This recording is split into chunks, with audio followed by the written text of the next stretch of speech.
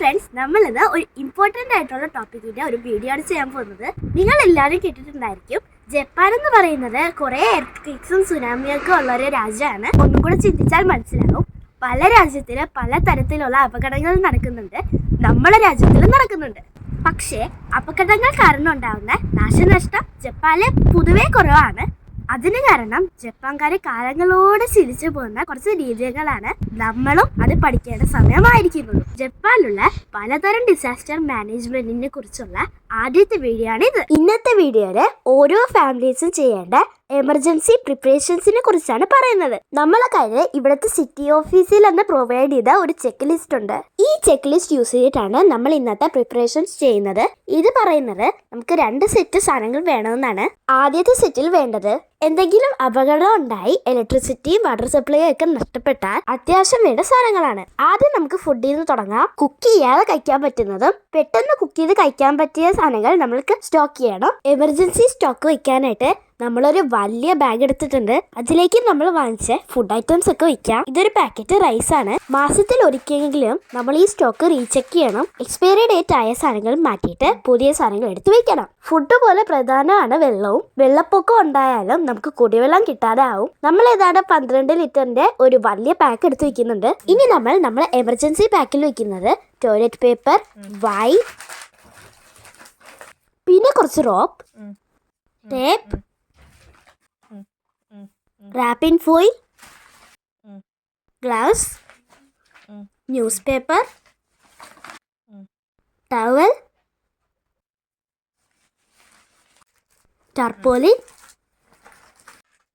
കാൻഡിലും ലൈറ്ററും, പിന്നൊരു നൈഫും വേണം. ഗ്യാസിന്റെ സപ്ലൈ തടസ്സപ്പെട്ടാൽ യൂസ് ചെയ്യാനായിട്ട് ഇതുപോലത്തെ ചെറിയ ഗ്യാസ് കാസറ്റ്സും അതിന് യൂസ് ചെയ്യാൻ പറ്റിയ ചെറിയ സ്റ്റവും വാങ്ങിച്ചു വെച്ചിട്ടുണ്ട്. നമ്മൾക്ക് രണ്ടാമത് ഉണ്ടാക്കേണ്ടത് മോസ്റ്റ് എസെൻഷ്യൽ ബാഗ് ആണ്. ഇതൊരു ബാക്ക് പാക്ക് ആയിട്ട് വേണം പ്രിപ്പയർ ചെയ്യാൻ. അതിൽ ആദ്യം വെക്കേണ്ടത് നമുക്ക് അത്യാവശ്യമായിട്ടുള്ള ഒരു ജോഡി ക്ലോത്ത്സ് ആണ്. ഇനി നമുക്ക് ഒരു ഫസ്റ്റ് എയ്ഡ് കിറ്റ് പ്രിപ്പയർ ചെയ്യണം. മുറിവിനെ ട്രീറ്റ് ചെയ്യാൻ അത്യാവശ്യം വേണ്ട ബാൻഡേഡ്സും വേദനയ്ക്ക് ഉപയോഗിക്കുന്ന മരുന്നുകളാണ് ആദ്യം വെക്കുന്നത്.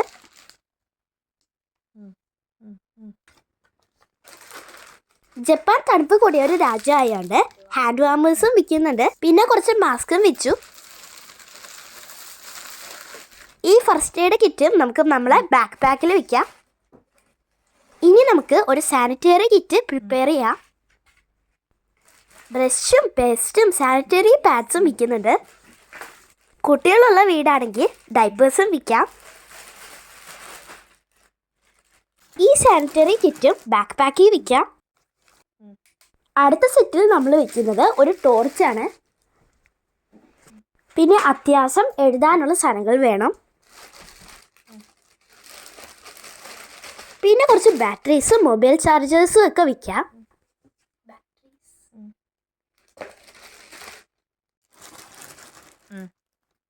ഇനി നമ്മൾ ബാക്ക് പാക്കിൽ ഏറ്റവും ലാസ്റ്റ് വയ്ക്കുന്നത് ഏറ്റവും ഇമ്പോർട്ടൻ്റ് ആയിട്ട് തോന്നിയ ഒരു സാധനമാണ് ഒരു വിസിൽ. എവിടേക്കാണ് കുടുങ്ങി കിടക്കുമ്പോൾ ഹെൽപ്പ് റിക്വസ്റ്റ് ചെയ്യാൻ ഇത് അത്യാവശ്യമാണ്. ഇനി നമ്മൾ ഈ ബാക്ക് പാക്ക് വെക്കേണ്ടത് ഡോറിൻ്റെ അടുത്താണ്. പെട്ടെന്ന് ഇവാക്യുവേറ്റ് ചെയ്യേണ്ട സിറ്റുവേഷനിൽ ആക്സസിബിൾ ആയിട്ട് വെക്കണം. അതുപോലെ ഇമ്പോർട്ടൻ്റ് ആയിട്ടുള്ള ഒരു കാര്യമാണ് നമ്മളെ ഡോക്യുമെൻറ്റ്സും ക്യാഷും പെട്ടെന്ന് എടുക്കാൻ പറ്റിയ രീതിയിൽ വെക്കുക. ഇന്ന് നമ്മൾ കണ്ടത് ഡിസാസ്റ്റർ മാനേജ്മെന്റിന്റെ ആദ്യത്തെ സ്റ്റെപ്പാണ്. ഇതൊന്നും നമ്മളെ ബാധിക്കുന്ന പ്രോബ്ലം അല്ലാന്ന് വിചാരിക്കാതെ എല്ലാവരും ഒരുങ്ങിയിരിക്കുക. അപ്പം അടുത്ത വീഡിയോയിൽ കാണുന്നവരെ ബൈ ബൈ.